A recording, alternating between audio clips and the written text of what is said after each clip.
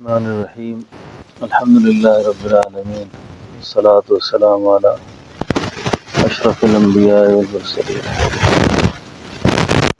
اما بعد فاعوذ باللہ من الشیطان الرجیم بسم اللہ الرحمن الرحیم یا ایہا الذین آمنوا توبوا الی اللہ توبۃ نصوحا۔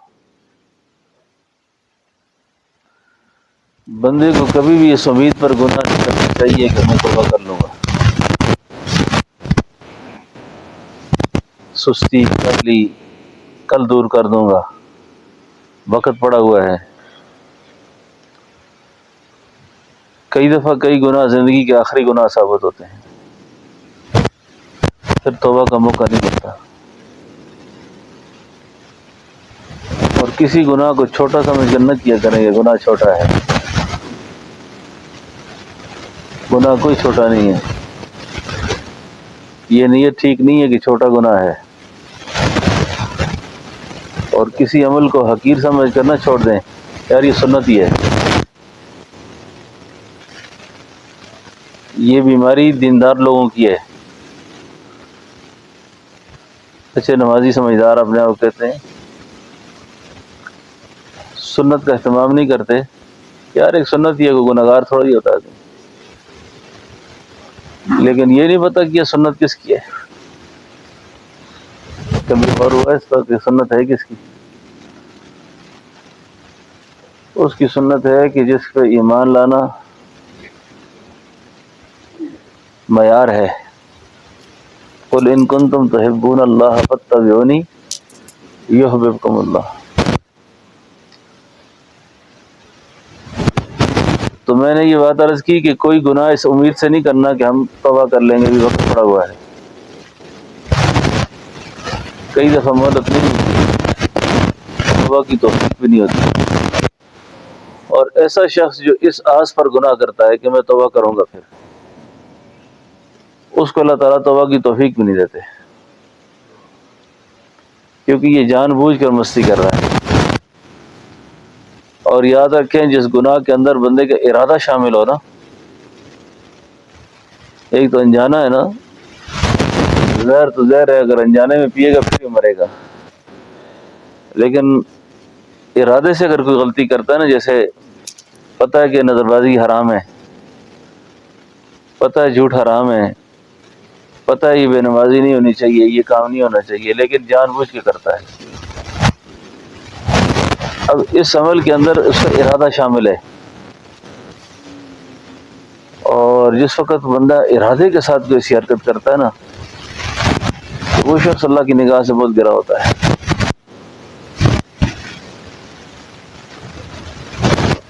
تو پوری کوشش یہ کیا کریں، اللہ سے مانگیں کہ ہمارا کسی گناہ میں شعور شامل نہ ہو۔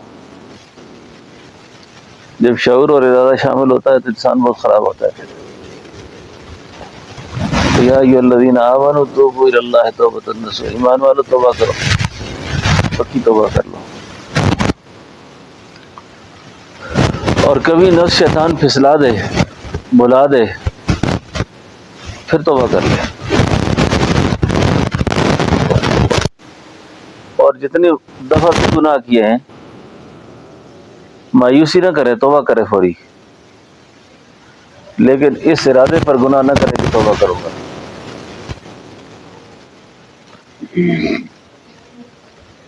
بات سمجھ گئے نا؟ اور استغفار کو ہر وقت لازم پکڑے، توبہ کو ہر وقت لازم پکڑے۔ نہ جانے کبھی کوئی زبان سے، اعضاء و جوارح سے کوئی ایسی غلطی سرزد ہو جائے کہ میں بے قیمت ہو جاؤں، اور ایسا بے قیمت ہو جاؤں کہ کوئی قیمت نہ لگے، اور ہمیشہ کی قیمت ہو جاؤں۔ اس لیے کہ استغفار ہے نا، استغفر اللہ الذی لا الہ الا هو الحی القیوم واتوب الیہ، اس کو ندامت کے ساتھ رات کو کم از کم بستر پہ سوتے وقت 3 بار پڑھیں، صبح کے وقت تھوڑا سا استغفار پڑھ لیں، گھر سے نکلتے وقت نا، گھر سے نکلتے وقت، سفر میں جاتا ہے آدمی، تو بھی استغفار پڑھ کے نکلے. کئی دفعہ گھر سے نکلنے والا بندہ آخری دفعہ نکلتا ہے. میں اکثر عرض کرتا رہتا ہوں کہ آپس میں دل میں کسی کی رنجش کو دور نہ رکھا کریں. بہت ساری ملاقاتوں میں سے ہماری ایک ملاقات ایسی ہوگی جو آخری ہوگی، شاید اس کے بعد ہم نہ مل سکیں. تو جس وقت ہم ملاقات کر کے الگ ہوئے تھے، رنجش سے ہوئے تھے، رنجش سے توڑ پہ ہوئے تھے، قدورت کے ساتھ ہوئے تھے، پھر بندے کو ضمیر نہ کرتا یار اگر ضمیر ہو تو جیسا نہیں کرنا چاہیے. یہ ساری وہ باتیں ہیں، یہ وہ دعوت ہے جو انسان بننے والی ہے. ہم انسان بن جائیں، دل میں کوئی قدورت نہ ہو، میل نہ ہو. یہ جو خانقاہوں میں آنے کا مقصد ہے، بیت کا جو مقصد ہے، تربیت ہے اس کا مقصود. ہمارے فرمایا کرتے تھے ہماری بیت کا مقصود نہ تو اچھے اچھے خواب ہیں کہ مجھے خواب آئے بہت اچھا، اور نہ تو یہ مقصود ہے کہ مجھے بہت کشش شروع ہو جائے، اور نہ تو یہ مقصود ہے کہ میں ہوا میں اڑوں، نہ تو یہ مقصود ہے کہ میں صاحب لفظ بن جاؤں. کیا مقصود ہے؟ کہ میں انسان بن جاؤں بس. اس لیے ہمارے بعض بزرگ کہتے تھے کسی کو کتب بننے کا شوق ہو، ابدال بننے کا شوق ہو، وہ کہیں اور چلا جائے جہاں کتب ابدال بنتے ہوں. ہمارے پاس جیسے رہنا وہ انسان بننے کی نیت سے رہے. اللہ کرے ہم انسان بن جائیں اور یہ انسانیت والی دولت ہمیں حاصل ہو جائے.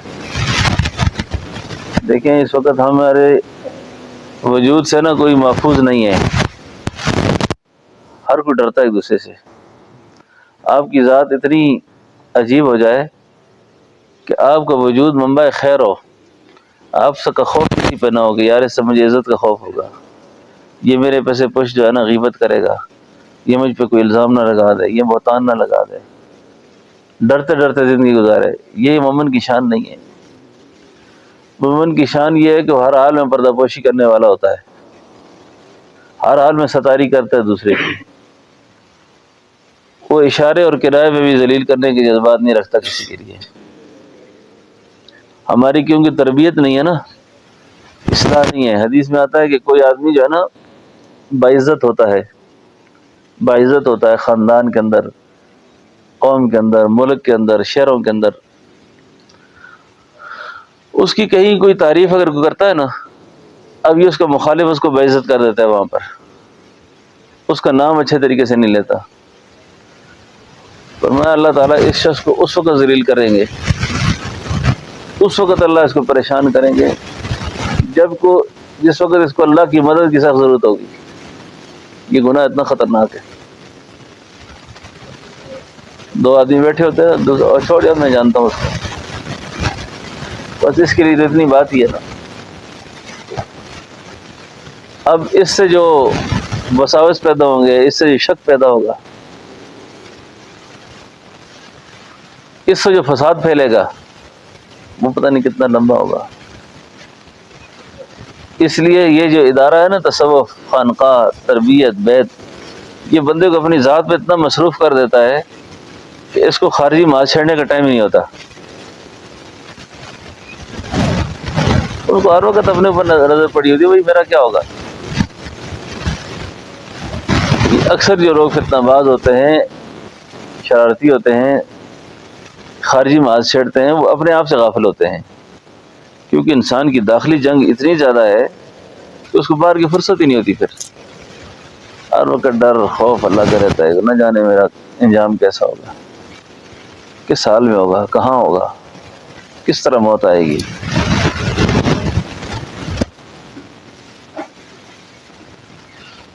تو ہر وقت اپنے انجام کا ڈر رکھنا چاہیے.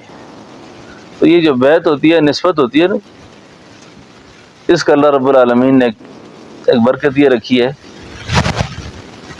کہ بہت سارے فائدے اگر اس آدمی کو بیعت کے ذریعے سے، تربیت کے ذریعے سے نہیں بھی ہوں، ایک فائدہ اس کو اللہ تعالیٰ نقد نصیب کرتے ہیں نسبت کی برکت سے. کیا صاحب وہ فائدہ کیا ہے پتہ ہے؟ وہ فائدہ یہ ہے کہ بندہ جب گناہ کرتا ہے نا تو کم از کم شرمندگی ہوتی ہے اس کو. شرمندگی ہوتی ہے. یعنی بیمار اپنے آپ کو بیمار سمجھتا ہے کہ یار غلط ہو گیا ہوں. یعنی کئی لوگ ایسے ہوتے ہیں جو غلط ہوتے ہیں لیکن اپنے آپ کو غلط نہیں سمجھتے. یعنی یہ بھی ایک فائدہ اس کا ہے کہ بندہ اپنے آپ کو کم از کم قصوروار سمجھتا ہے، بیمار سمجھتا ہے. اور جب بیمار سمجھنے لگ جائے تو اس کا علاج آسان ہوتا ہے. جب بندہ بیماری نہ سمجھے تو اس کا علاج کیسے ہوگا پھر؟ ٹھیک ہے نا.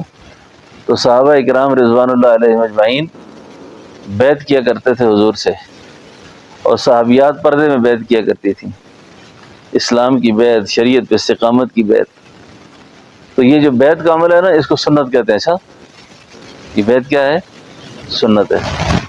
اور اس بیعت کے ذریعے سے جو تربیت ہے، اصلاح ہے، وہ فرض ہے. وہ فرض ہے. اب لوگوں نے جو ہے نا تصوف سمجھا ہے، شاید روحانی تربیت سمجھیے یہ تویزوں کو اور جھاڑ پھونک کو اور دم کو نا، اس کے سے کوئی تعلق نہیں ہے. اب ہمارے شعبہ میں تویز نہیں ہے. ہم تویز کبھی حکیم صاحب سے لیتے ہیں، کبھی شاہ صاحب کو کہتے ہیں، کبھی کسی اور کو کہتے ہیں، کبھی کسی اور کو کہتے ہیں، اور دم بھی ان سے کراتے ہیں. بھئی ہمارا مقصود ہی نہیں ہے یہ. ہمارا مقصود تربیت ہے، اصلاح ہے. اور ہمارے عزیز صاحب فرمایا کرتے تھے ایسی تربیت ہو، ایسی اصلاح ہو کہ بندہ اللہ کے روبرو صحیح کھڑا ہو جائے. بس جب اللہ کے روبرو ہو نا، اللہ کا سامنا ہو نا، اس وقت شرمندہ رسوا نہ ہو جائے، ذلیل نہ ہو جائے اس وقت. تو روحانی تربیت، روحانی علاج، روحانی معالج، وہ یہ تربیت و تزکیہ کا راستہ ہے. ٹھیک ہے نا. آج کل تصوف کے نام پر بھی نا بڑے عدم مچے ہوئے ہیں. یہ شاذلیہ کا تویز ہے، اور پتہ نہیں یہ افغری کا تویز ہے، اور اس کو گلے میں ڈالو تو شہنشاہ بن جاؤ گے. تم خود کیوں نہیں بنتے؟ شہنشاہ بننے کا تویز اگر آپ کو چاہیے ہو نا، تو لکھا ہے احمد پر شرقی آ جائیں. احمد پر شرقی آ جائیں، بادشاہ بن جائیں گے. یا خدایا، بس یہ تو زمرن بات آ گئی. مگر مقصود یہ ہے کہ نہ تو خواب مقصود ہیں، نہ کشف مقصود ہے، نہ اور کچھ بھی مقصود ہے. اللہ میں انسان کیسے بن جاؤں، بس اللہ میری تربیت کیسے ہو جائے، میں ٹھیک کیسے ہو جاؤں. اور یاد رکھیں، جب تک کسی فرد کے اندر شعور اور ارادے کے ساتھ کوئی گناہ موجود ہوگا، اللہ کی نافرمانی موجود ہوگی، وہ خدا رسیدہ نہیں ہو سکتا. وہ اللہ کا قرب نہیں حاصل کر سکتا کبھی بھی. تو یہ جو ہم بیعت کرتے ہیں نا، توبہ کرتے ہیں، ہمارا مقصود یہ ہے کہ اللہ ہم سے راضی ہو جائے، اور اللہ اس سفر میں ہمیں چلائے جس سفر پہ چل کے اللہ کے بندے کامیاب ہوئے. بات سمجھ گئے نا میری؟ تو اس لیے بہت سارے ساتھی بیعت ہیں پہلے سے. کوئی نئے ساتھیوں نے کہا ہے کہ ہم نے بیعت کرنی ہے، تو ان کو میں توبہ کے کلمات پڑھا دیتا ہوں. آپ سارے حضرات کے ساتھ توبہ کی تجدید کر لیں. ٹھیک ہے نا. توبہ کے ہم سارے محتاج ہیں. اچھا، بہت زیادہ محتاج ہیں، بہت زیادہ محتاج ہیں. ہو سکتا ہے کہ اس گھڑی کی توبہ یہ ہمارے لیے ہمیشہ کی نجات کا ذریعہ ہو جائے. ایسا ہوتا ہے کبھی کبھی. ایسا بعض توبہ کرنے والے ایسے اللہ کے خاص ہوتے ہیں نا، ان کی توبہ جو ہے نا اوروں کو بھی رنگ دیتی ہے. کوئی نوجوان کسی شہر سے نکال دیا نا اپنی بد اخلاقی کی وجہ سے، گناہوں کی وجہ سے، وہ شہر والوں نے نکالا کہ بڑا بد کردار ہے. وہ گیا جنگل میں، توبہ کی، استغفار کیا، معافی مانگتا رہا اللہ سے. خدا جانے اس نے کیسے الفاظ استعمال کیے ہوں گے اپنی توبہ کے لیے. اللہ نے اس کو معاف کر دیا، فوت ہو گیا. وقت پیغمبر پر وحی آئی کہ اپنی قوم سمیت اس کے جنازے میں جاؤ، اور فضیلت جنازے کی یہ ہے اس جوان کے جنازے میں جو شریک ہوگا میں اللہ اس کو بخش دوں گا. گئے، جنازہ پڑھا. یا اللہ یہ تو وہ بدماش آدمی ہے جس کو شہر والوں نے دھتکار کے نکال دیا تھا، اس کو تو کوئی اچھا نہیں سمجھتا تھا. فرمایا موسیٰ اس نے ایسے طریقے سے توبہ کی ہے نا، میری رحمت نے جوش مارا ہے، اور میری رحمت نے جوش مار کے یہ فیصلہ کیا ہے کہ جو اس کا جنازہ پڑھے گا اللہ اس کو بھی بخش دے گا. ایسی توبہ ہوتی ہے. اچھا، اور یہ جو توبہ ہے نا، اس کے بارے میں لکھا ہے بزرگوں نے کہ یہ انفرادی توبہ سے بہت اعلیٰ ہے، کیونکہ اجتماعی توبہ ہے نا. بندہ پورے مجمع میں بیٹھ کر اللہ سے معافی مانگتا ہے، پورے مجمع میں بیٹھ کے مانگتا ہے یا اللہ بخش دے مجھے، معاف کر دے مجھے، اللہ میری تربیت کر دے، اصلاح کر دے. سمجھے نا؟ تو یہ بہت مبارک سفر ہے. اچھا، تو انشاءاللہ بیعت بھی ہو جائے گی. پھر اس کے بعد جو معمولات بتائیں اس کی پابندی کریں. جمعرات والے دن مغرب میں ہمارا ہلکا ذکر ہوتا ہے، اتوار کو بھی ہوتا ہے، ہفتے میں 2 دن یہ مجلس ہوتی ہے. سال کے اندر ہمارا ایک اجتماع ہوتا ہے 3 دن کا، اجتماع ہوتا ہے 3 دن کا. وہ اکتوبر کے مہینے میں ہوتا ہے. اکتوبر کے جو دوسرا جو ہے بدھ جمعرات جمعہ، اکتوبر کا جو دوسرا بدھ جمعرات جمعہ بنتا ہے نا دوسرے ہفتے کا، اس میں سالانہ 3 دن کا اجتماع بھی ہوتا ہے. پھر حلقے میں آنا جانا، مجلس میں آنا جانا، یہ نفع کا ذریعہ ہوتا ہے. ٹھیک ہے نا، جب تک مجلس رہتی ہے آدمی کی. تو انشاءاللہ صدق کے دل سے اللہ کا شکریہ ادا کریں کہ اللہ پاک نے توبہ کی مجلس میں پہنچایا ہے. اور انشاءاللہ ہم توبہ کے کلمات پڑھیں گے، اور توبہ کے کلمات پڑھتے ہی نا اللہ ہمیں بخش دیں گے سب کو. اور یقین جانیں بدگمانی حرام ہے نا. بدگمانی کیا ہے؟ اس لیے حرام ہے کہ ہو سکتا ہے جس بارے میں تمہیں بدگمانی پیدا ہوئی ہو نا، ہو سکتا ہے اس نے معافی مانگ دی ہو. اور توبہ دل کا فعل ہے، توبہ دل کا فعل ہے. اب اللہ کے کاغذوں میں یہ بندہ پاس ہو گیا ہے تو بے شک اس کو فعل سمجھنا. ہاں، اس لیے بدگمانی حرام ہے. اچھا، کبھی کسی مسلمان، ہو سکتا ہے آپ نے گناہ کرتے دیکھا اس کو، توبہ کرتے نہیں دیکھا اس کو. سمجھے نا؟ اس لیے یہ بڑا مبارک دین ہے، مبارک تربیت ہے. اس میں انسان کو اپنے ساتھ ہی وابستہ ہوتا ہے، بس اوروں کے بارے میں اس کے ہمیشہ جذبات گمان اچھا ہی ہوتا ہے. ٹھیک ہے نا؟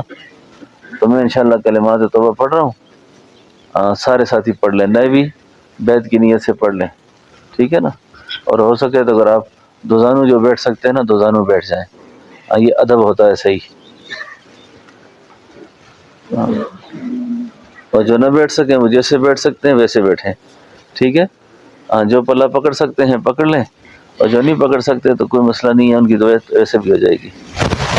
سمجھا؟ اب میں کلمات توبہ پڑھ رہا ہوں.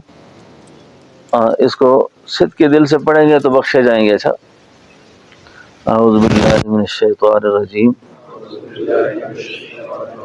بسم اللہ الرحمن الرحیم. لا الہ الا اللہ محمد الرسول اللہ، اشہد ان لا الہ الا اللہ واشہد ان محمدا عبدہ ورسولہ. آمنت باللہ وملائکتہ وکتبہ ورسلہ والیوم الآخر والقدر خیرہ وشرہ من اللہ تعالی والبعث بعد الموت. استغفر اللہ الذی لا الہ الا هو الحی القیوم واتوب الیہ.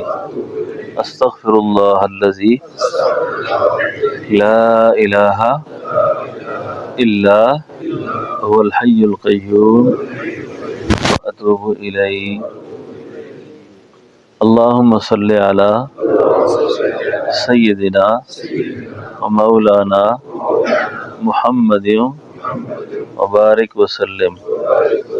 یا اللہ، میں توبہ کرتا ہوں کفر سے، شرک سے، بدعات سے، رسومات جاہلیہ سے. توبہ کرتا ہوں حرام خوری سے، حرام کاری سے، چوری سے، چغلی سے، بد نگاہی سے، تمام بے حیائی کے کاموں سے. توبہ کرتا ہوں، آج کے بعد نماز کا اہتمام کروں گا. زندگی کے ہر معاملے میں سنت کا اتباع کروں گا۔ اے اللہ میری توبہ قبول فرما اور سلسلہ عالیہ نقش بندیہ میں میری اس بیعت کو قبول فرما۔ بس یہ سب حضرات کی توبہ ہو گئی ہے، بیعت بھی ہو گئی ہے، اللہ سب کی توبہ بیعت کو قبول فرمائے۔ یہ جس طریقے میں بیعت ہوئی ہے اس طریقے عالیہ کا نام نقش بندیہ مبارکہ طریقہ ہے نقش بندیہ، ٹھیک ہے۔ اب آپ کو میں ایک ذکر کا اذن دے رہا ہوں، اجازت دے رہا ہوں۔ یہ اجازت جو ہے نا روحانی طور پر آئی ہے، باطنی طریقہ جس کو کہتے ہیں سینہ بسینہ، مجھ سے لے کر اوپر تک امام الانبیاء علیہ السلام یعنی 32ویں واسطے سے یہ دولت پہنچی ہے۔ یعنی جو میرے جو پیر و مرشد تھے ان کے شیخ ان کے شیخ ان کے شیخ، وہ چلتے چلتے اللہ کے حبیب تک ہمارے 32 واسطے ہیں سند میں، ٹھیک ہے نا۔ تو میں اپنا شجرہ مبارک اختصار کے ساتھ پڑھتا ہوں، ایمان تازہ ہوگا۔ اللہ کے ولیوں کا ذکر حدیث شریف میں آتا ہے، گناہوں کا ذکر کفارہ ہوتا ہے۔ تو یہ جس طریقہ میں بیعت آپ کو کیا ہے اس طریقہ عالیہ میں ذکر اس میں ذات جو ہے نا وہ دل میں کرتے ہیں، نہیں اللہ اللہ اللہ اللہ، یعنی جب اس کا میں اذن آپ کو دوں گا نا، دے رہا ہوں نا، اب انشاءاللہ آپ جب اس طریقے سے کریں گے نا تو اس میں بڑی تاثیر بھی اور بہت برکت ہوگی۔ یہ جو ذکر ہے اس میں ذات کا یعنی اللہ اللہ کا، یہ اللہ تعالیٰ نے دوسری وحی میں نبی علیہ والسلام کو یہ دولت عطا فرمائی اور آپ سے فرمایا وَاذْكُرِ اسْمَ رَبِّكَ وَتَبَتَّلْ إِلَيْهِ تَبْتِيلًا، میرے محبوب پیغمبر آپ میرا نام لیا کریں، مجھے یاد کیا کریں میرے نام سے۔ میرا نام کیا ہے؟ اللہ۔ تو یہ وظیفہ اللہ نے اپنے نبی کو بتایا۔ میں اکثر عرض کرتا رہتا ہوں، دو وظیفے کرو نا، دو بڑے خاص ہیں وہ۔ ایک وظیفہ کیا ہے جو اللہ کا وظیفہ ہے اور ایک وظیفہ نبی کا ہے۔ نبی کا وظیفہ ہے اللہ اللہ اللہ، اور اللہ کا وظیفہ ہے درود شریف۔ اللہ کا وظیفہ کیا ہے؟ نماز اللہ نے فرض کی ہے، کہا میں خود نہیں پڑھتے، روزہ فرض کیا ہے خود نہیں ہے، زکوٰۃ نہیں ہے، ایک عبادت اللہ بھی کرتے ہیں، ایک عبادت اللہ خود فرماتے ہیں ان اللہ و ملائکتہ یصلون علی، میں بھی درود پڑھتا ہوں، میرے فرشتے بھی درود پڑھتے ہیں۔ اس سے معلوم ہوا درود بہت بڑی عبادت ہے نا، جس عبادت کو اللہ خود کرتے ہیں کو بہت بڑا اہم عمل ہے یہ۔ تو ایک وظیفہ اللہ کا ہے اور ایک وظیفہ نبی کا ہے، بس یہ دو اذن آپ کو دینے ہیں، اسی سے ترقی ہوگی۔ بس تو اللہ نے دوسری وحی میں فرمایا وَاذْكُرِ اسْمَ رَبِّكَ، اللہ کے محبوب علیہ السلام نے یہ دولت سیدنا ابوبکر صدیق رضی اللہ عنہ سے فرمایا آپ کی یہ ذکر کیا کریں۔ انہوں نے فرمایا سیدنا سلمان فارسی سے کیا کرو، بات سمجھ گئے؟ انہوں نے آگے حضرت قاسم رحمۃ اللہ علیہ سے کہا، انہوں نے حضرت جعفر صادق سے کہا، انہوں نے آگے حضرت بھائی یزید بستامی سے کہا، انہوں نے حضرت ابو الحسن خرقانی رحمۃ اللہ علیہ سے کہا کہ آپ ایسے ذکر کیا کرو، یہ سینہ بسینہ ہے اس طرح سے۔ اسی طریقے سے یہ دولت چلتے چلتے حضرت خواجہ بہاؤالدین اولیاء نقشبند رحمۃ اللہ علیہ تک آئی۔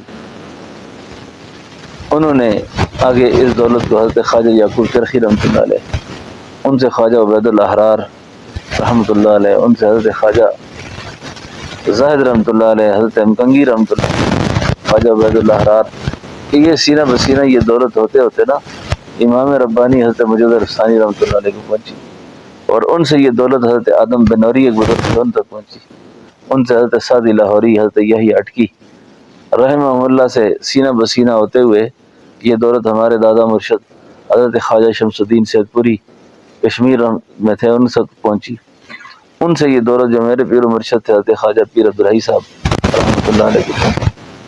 اور حضرت نے مجھ سے یہ بات فرمائی تھی کہ کوئی بندہ خدا اگر آپ کے پاس توبہ کے لیے آئے، اللہ کا نام پوچھے تو یہ میرے اذن سے اس کو اذن دیا کرے، بات سمجھ گئے؟ تو یہ اذن مجھے پہنچا ہے 25ویں واسطے سے اس میں ذات کا، پورے اعتماد اور یقین سے یہ بات کر رہا ہوں، اور آپ پورے اعتماد اور یقین رکھیں۔ جادو، نظر، حسد